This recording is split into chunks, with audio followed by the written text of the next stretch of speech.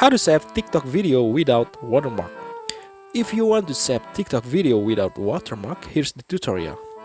Open TikTok app on your phone and select the video that you want to download.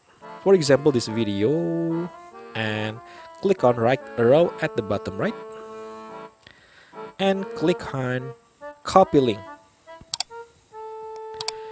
And then go to Google Chrome on your phone or another browser and type at the search bar snaptake.app.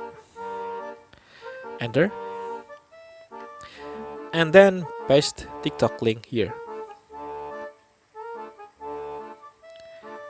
And then click download. Click download again. And file downloaded. You can check the video in your gallery. Open the video and you can check this video not have watermark. You can see not have watermark. So that's all for my video about how to save TikTok video without watermark. Don't forget to like and share this video and subscribe to this channel. See you in the next video and have a nice day.